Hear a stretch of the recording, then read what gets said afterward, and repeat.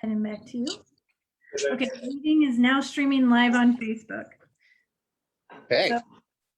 So, thank you so much with dealing with the technology issue that we had yesterday. But tonight we are talking with Rock Johnson about his show, and this is the first show that you've had since quarantine. Yeah, this is the first real thing outside of my house since quarantine. So, yeah, so I mean, it's things are starting to get a little bit better, and the state says we can move around a little more freely now. So I thought it would be an okay time to try to put something together, and this ended up working out just fine. There's quite a bit of space available here, so yeah, people can safely move around and see things, and yeah, just safely do something outside of their house. That's awesome. Can you talk about, because you are a full-time artist that does a lot of shows, like when it's not COVID time. So can you talk about how this process got started and like any of the ups and downs that you had getting yourself going back into shows? Well, I mean, at this point, I feel like you've got to be ready to sort of plan things yourself. Most of the formal things that go on as far as shows are still a little bit weird at this point and sort of touch and go.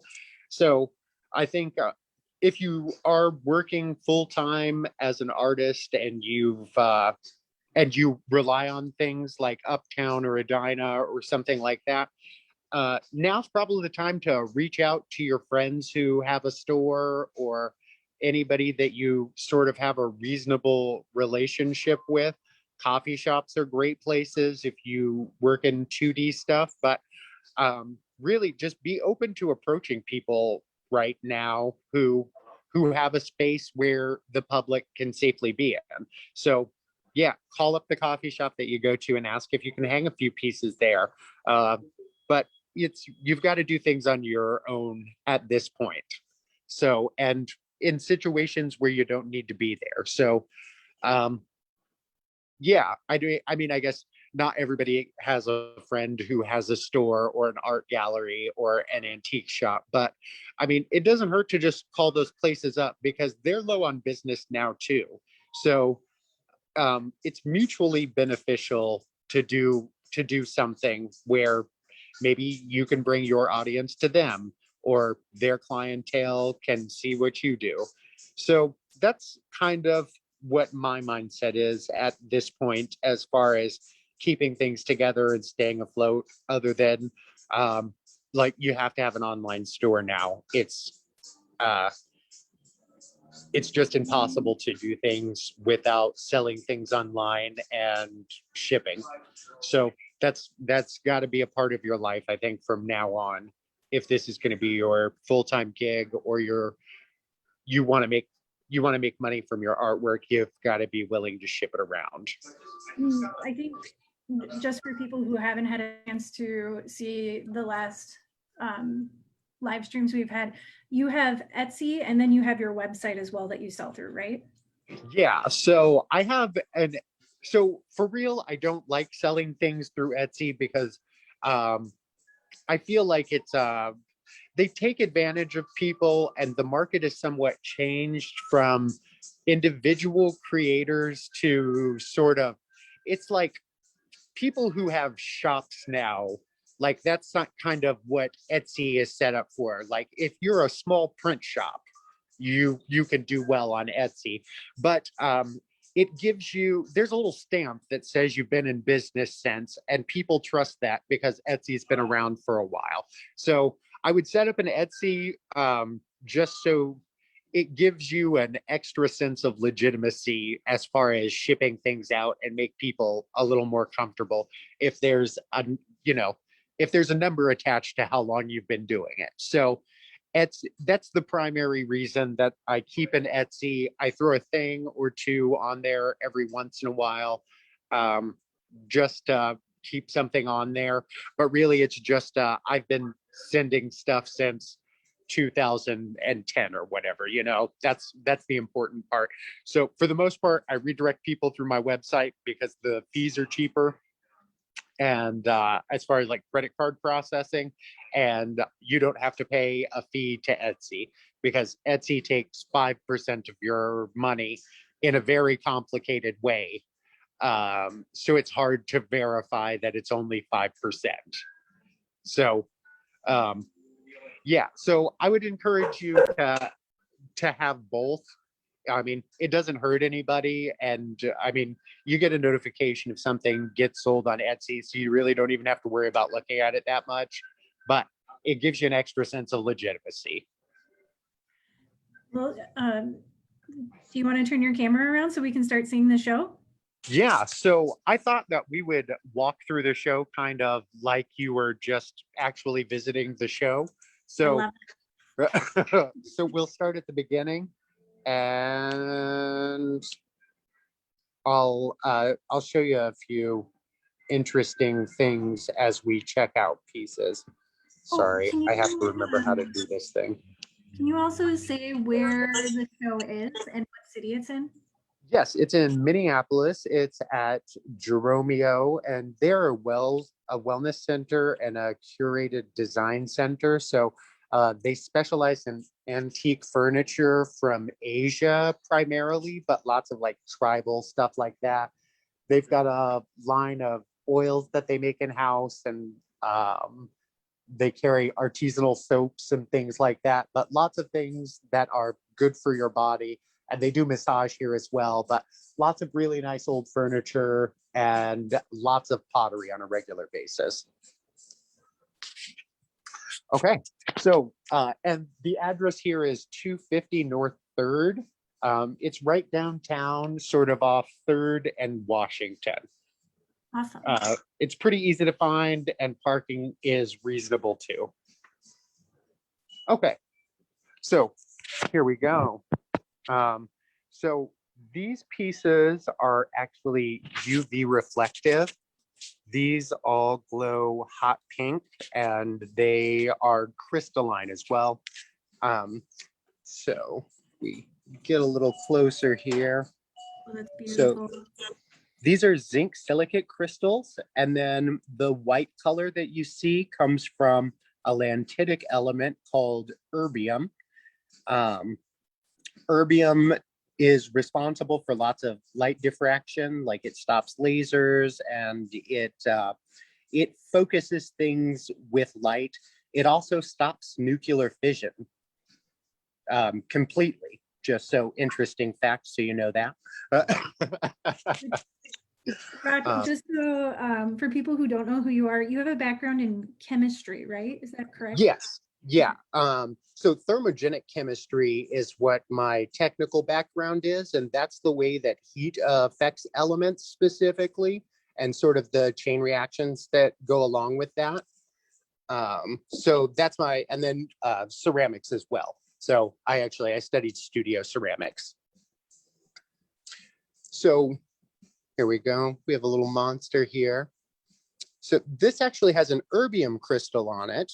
So the little round spots, they have less fibers in them, and they're a little rounder. The video doesn't quite do them the appropriate amount of justice, but they have a special property. They do not reflect UV light, but the rest of the glaze does. So I'll just give you a little. So these all glow hot pink.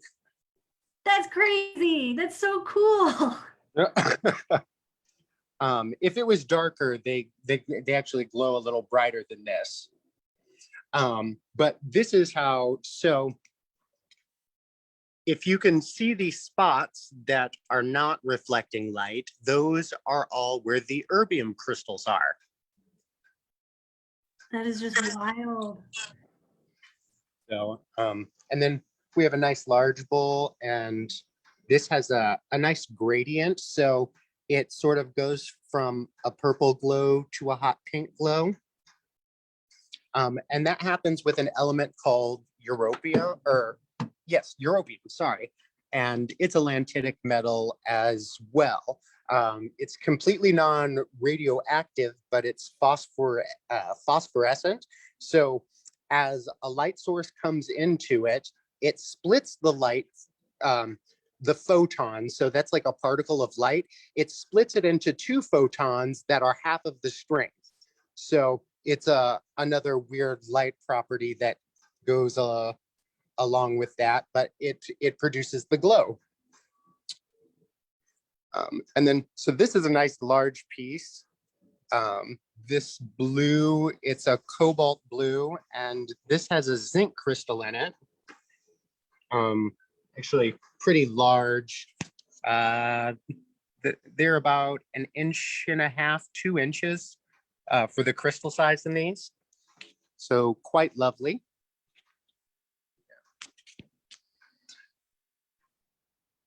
And so this has neodymium in the white area. So when you bring it into a different light source, it gives a slightly different reflective tone.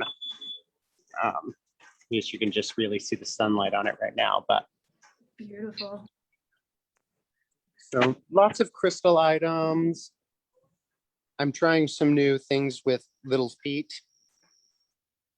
and crystals as well. And so Rock, we've talked about it.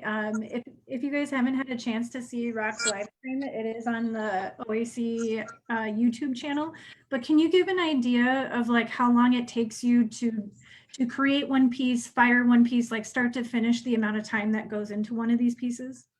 So the actual piece, before it gets any glaze on it, it takes pretty much at least a week, if I'm really pushing it. So they are wheel thrown, then they're trimmed a day or two later after they firm up. I trim feet into the bottoms of all of the pots. It's mostly an aesthetic reason. I think a pot looks nicer with a foot on the bottom, and it kind of, yeah, it's just a more elegant finish for the pot. So it only takes 10 minutes to do that, but there's a lot of waiting in between the process. The first firing takes about 18 hours, up to about 1800 degrees. Then glaze goes on. I mix up all my glazes myself from my own recipes. So those have taken 10 years to get into place in a spot where I really like them for the most part sometimes. Glazing takes, it's dependent how long glazing takes. So like the interior gets done, you wait a day, and then the exterior gets done, or vice versa as far as the glazing goes. Then glaze firing with the crystals, they can go up to 28 hours sometimes. So the crystals actually grow while the surface of the pot is a molten liquid. I put a mixture of elements that are essentially glass, and then whatever element I'm using to color and to grow into a crystal. Those go in large amounts and saturate the solution. And then while the surface is a liquid, the individual atoms connect into chains and move through the liquid and create the formations that you see. And then the pot is finished. I sand up all of the bottoms with a diamond pad just to make sure that there's no scratches on your furniture or whatever. And honestly, my kiln shelves are kind of crappy, so they just make sure everything look really nice. So 10 to 14 days for most items. The firing, so the matte monsters, they go through the crystal firing, so they go through the whole long thing. And then, so what actually turns the matte is the surface is covered with calcium crystals from my clear glaze, and that's what turns the surface matte. In a fast firing, one that doesn't take as long, that leaves the surface shiny. these can fire in about 8 hours or so.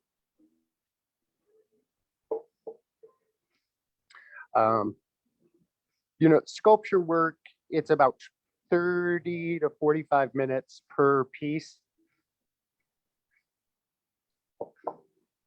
I've been trying crystals on monsters. This poor guy is hideous. It didn't work out super well. What? No, he's amazing. I wish he was a little cuter, but this is how he ended up being. There's still some nice crystal formations, but it's called overnucleation when there are so many crystals like this packed in together, and you just can't enjoy the crystal as much as you could if there were less of them. But he's still an interesting guy. I don't find ugly bad. He's just real ugly. Yes, I want to see that one. That one looks fabulous. I love the inside red pieces of it so much. It's like muscular, or So I have a goddaughter, and she is a small baby, and you have to do the bite off a little piece of food so they can have it. And my partner was making fun of me about the baby being my little chick, my birdling. So I made a bird mug to commemorate her solid food eating. And then the pink-eyed monsters, I've been watching Vogue's Extreme Beauty, where they sort of talk about fetish cultures, and it's just odd and interesting, and people who strive to have a different aesthetic. So they inspired me to give a little something extra to some of the monsters. This is sort of the old standard guy, but it's always good. A larger serving piece. So it's like I don't know what it is, but it's like a crevice. Yes. So yeah, just beverage container, no lid with it. So more like a pitcher for lemonade as opposed to a teapot. So so these are some crystalline glazes that did work on the monsters. And I've went back to putting little finger feet on them, but I'm adding a coaster that is permanent to protect the feet, so there's less likely to break. Oh, okay. So how I met you is that I purchased one of these monster cups, and it's like one of my prized possessions. And I think what I always really enjoy from like your creature cups is that they have such little personalities, and like they become each one is an individual character, but like you can't help but like have this like almost like dance like relationship where you're holding the cup and it's like, come on buddy, like let's go for a spin, or like back and forth with it. That is amazing. Well, I mean, I think the point of having all of this extra on a mug is about keeping you really engaged, even though the subject matter is weird. I think that it is great that you can't stop touching something that is awkward, like I like the car accident on the side of the road that everybody stares at. Like I want that feeling to come across in pottery. Yes. For people who are watching, like, these are all for purchase right now, right? Yeah, everything can be purchased through the store. You can call Jeromeo. I'll put a link in the comment section of this. They're happy to ship things out to you right now. They can do the whole payment over the phone, or you can stop in and safely pick things up at your own discretion until like 7 o'clock each night. So yeah, they're happy to take care of that. And then when the show closes, I am going to dump everything onto my website. So everything will be available on my website after the 4th. And then, yeah, I've got several planters done for the springtime. Nice. If any of you are my Facebook friend, you know that I am hardcore into gardening. And so yeah, for my gardening pals, lots of Love it. weird little planters for your plants friends. And some of them are kind of extra cute, but these look adorable with plants in them because they look like hair. They just add to the monster character that's going on. Yeah, they really they remind me of Fraggles, if if anybody is old enough for that. Um, so I'm showing paintings as well. So I got into painting over the pandemic time because all I do is make art, and I guess like you still have to have some variety in your life, even even though. So yeah, I got kind of seriously into some painting and color.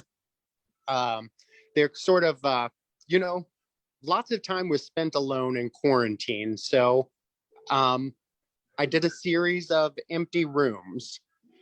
These are distributed around, but the wind is too crazy today with the door opening and shutting. So yeah, they're a little out of place right now, but um, yeah, just sort of play on color and dimension with really simple shapes. And there are 5 of these that are being shown right now. If you come in, they'll be in a better spot because it won't be as windy later. And then I have some large figurative paintings, well, sort of a little more whimsical. So it's kind of the exact opposite of my ceramic stuff. No, but I can see some things that kind of go back and forth, you know, like when you were creating it, like I realize that it's 2 different medias, but like, do you feel like you get a lot of similarities? Because in your ceramics, you have a lot of like, I realize it's called glazing, but it to me, it looks like painting. Yeah, well, so with the monsters, that's sort of it's a little more painted. But I have so I'm doing this slip casting stuff now Oh, that's that cool. is sort of this is sort of what I'm thinking of as the bridge in between painting and the ceramics. So yeah, so these happen from a plaster mold, and I have many different colors of liquid slips that I add elements to and different pigments to get the colors. Um, but this is a little more like a fluid painting. And I don't know how much other people are going to like these, but I'm really digging on these right now. I They am give me trying to just figure out how I can get a whole set right now. so they're really bright and poppy, but they still have like a lovely dark element that makes the color reasonable, in my opinion. So a little softer and more pastel. Um, and same thing with the, I'm trying to integrate the fingers and sort of deconstruct a little bit so they look older.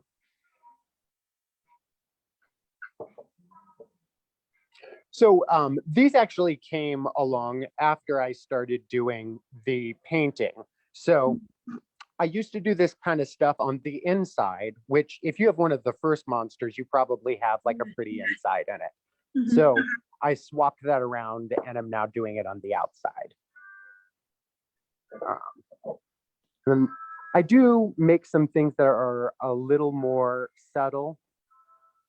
So this just has a little bit of oddness to it, but and then dinosaurs.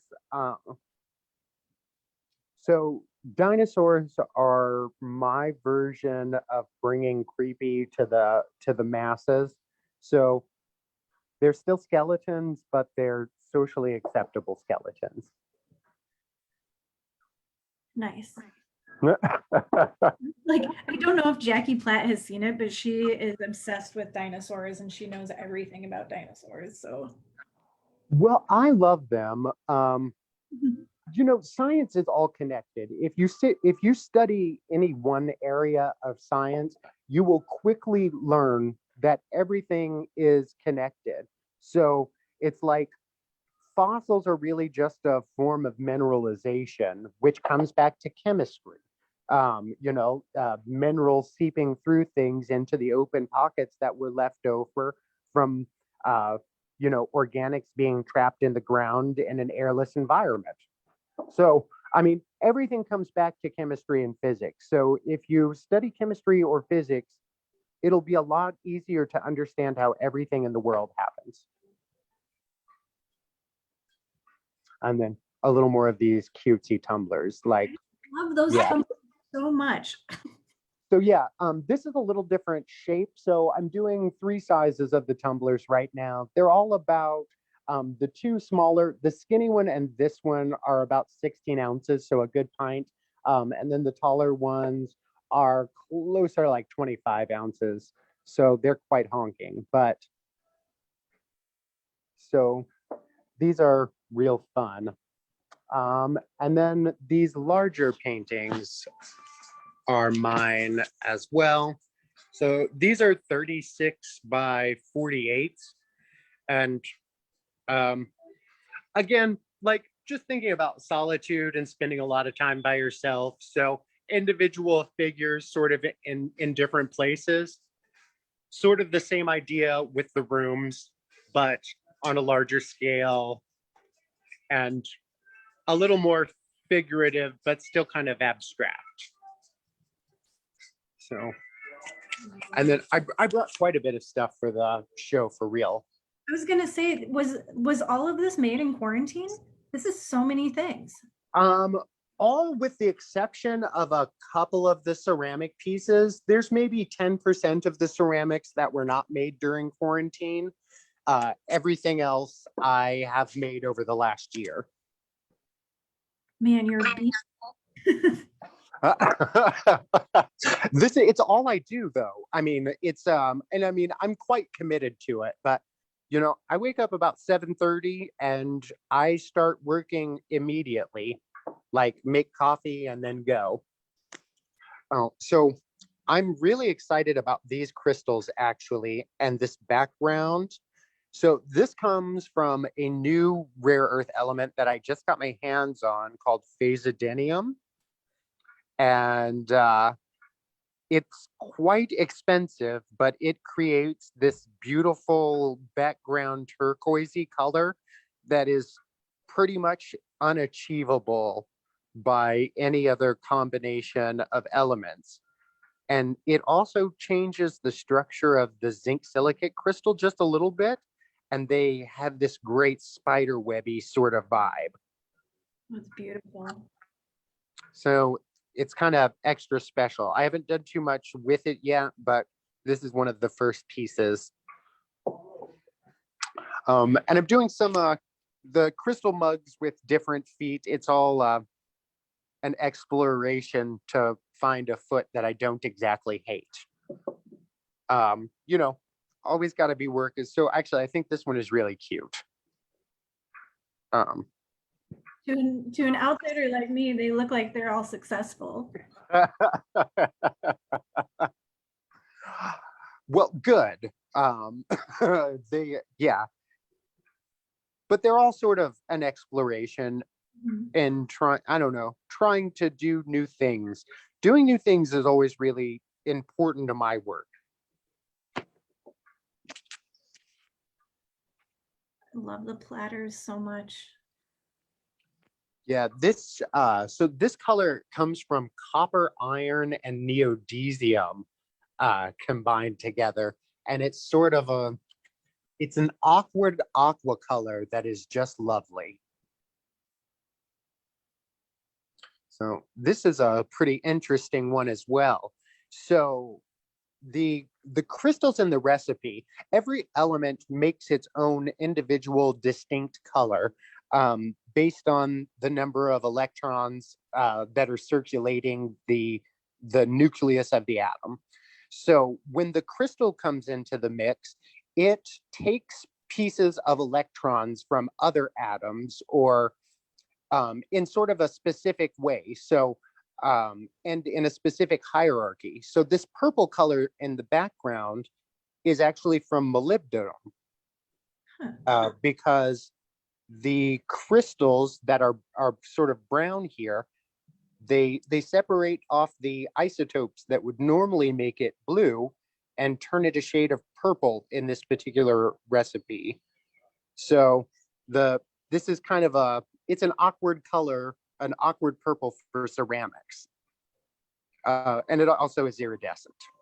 You know, that's something that like as you keep moving it, the color starts changing, at least on my screen so much that Yeah, well, it's many. The iridescence is really pretty hardcore, so it's like a very metally finish essentially. But so you get those rainbow castings in it, but it's sort of purple and yellow. I guess go Vikings.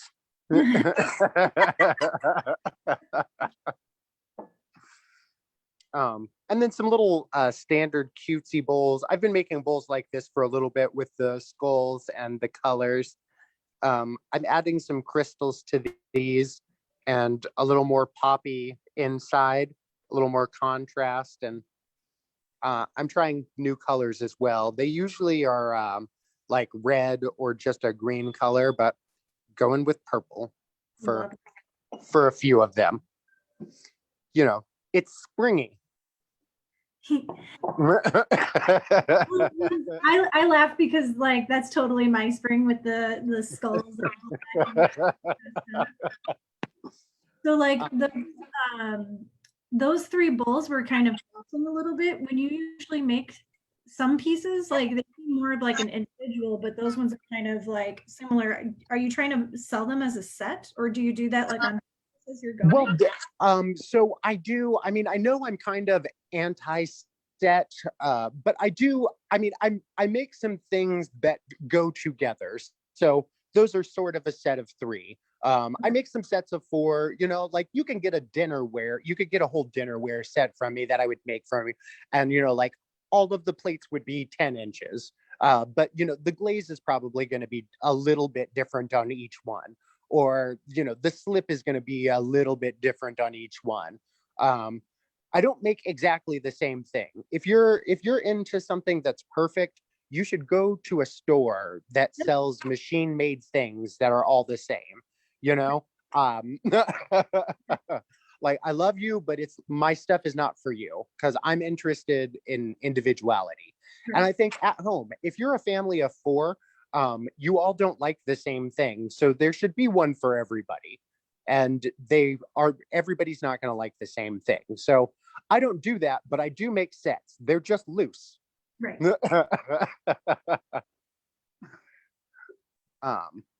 I'm trying some new coffee table pieces that, you know, more like a shallow statement. Mm.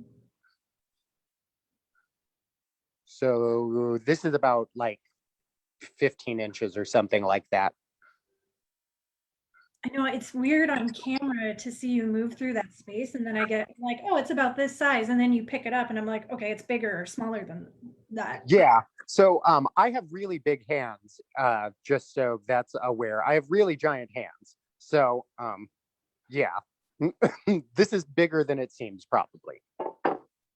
I'm so curious, like afterwards, like when you review this video, if like the colors are similar, like in real life. I hope they come across well. There's lots of good light in here, so most of the light is sort of sunlighty. So that leads me to hope that they will be somewhat true to color. Wow. Is that the similar iridescence that was on the other platter too? Yeah, so this one has been fired 2 times, and nothing else added, just fired 2 times, and that's the change. The previous one was only fired 1 time.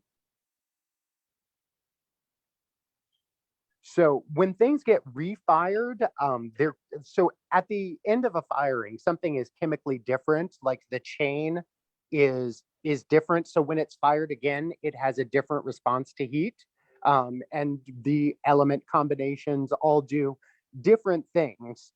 So yeah, colors tone down. Sometimes they brighten up a little bit more. And the crystal placement shifts every time it's fired. And then this is the last painting. So I call this the Watermelon Man, but sort of Francis Bacon meets Cubism. And still In in an that solitude. And the empty in an empty green room to bring everything together. Shit. room. So yeah, so that's the show. That's what I have up here. You're welcome to call and ask about any of the prices of anything, and it can be picked up or shipped to you if you want. Otherwise, things will be on my website after the 4th, but there's lots of space in here. The weekend is coming and it's going to be nice, so maybe things will be outside over the weekend depending on the weather. Rock, will you do us a favor and just do a, like, from the beginning of the door through the show, can you do like a slow walkthrough? Yeah. And then So. at the end, like stand in the middle of the room and just kind of do a 360 if it's possible. Yeah.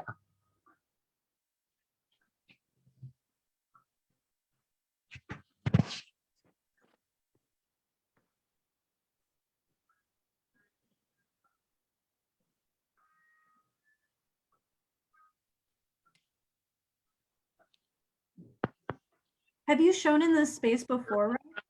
No, this is the first time. So I've known the owner, his name is Scott, for probably 7 or 8 years. I met him, me doing shows in random places, and he always stops and talks to me, and he always visits every show in town because he is a pottery enthusiast. So yeah, so we've talked about doing things for a long time, and it finally just worked out to where it could actually happen. Like they didn't have anything planned and free space, and I have insane amounts of stuff. So yeah, so we decided to go for it. So that's sort of the space, and it continues on, and there's furniture all the way back to that green wall. So I mean, it's quite a bit of furniture and stuff and antiques.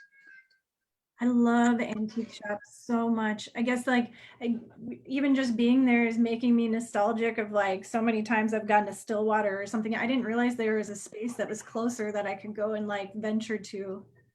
Yeah, I don't know if you can see it, but he was telling me like the pieces that is right here is like 16th century Chinese architecture pieces, but Wow. they look like a really great table base. But yeah, so like 16th century, that's pretty old. So, okay. Well, yeah. I guess we can end it there. Good. Thank you so much for sharing. And any of the other artists that are out there that like have their own shows and stuff, like please, we can do this to try and like, share the love, share the space. And if you have another, Yeah, I mean, let's do it. Yeah, you should. Like a lot of people are uncomfortable coming out at this point. I mean, everybody's gonna like, I want to say like starting tomorrow or the day after, lots of people are going to be eligible to get the vaccine. So, but at this point, lots of people are still uncomfortable. So just because you're uncomfortable doesn't mean that you should be denied seeing new artwork. Yes. Thank you. So, and I appreciate you guys taking the time to show my stuff. So, yeah, I super appreciate it. Well, you have a wonderful night, and I am sorry, everyone, for the technical issues yesterday. Facebook is not my friend. So, but yeah, thanks for watching, though. I super appreciate that too. Great. Well, you have a lovely night, Rock. Talk to you You later. too. Thanks. Okay. Bye. Bye.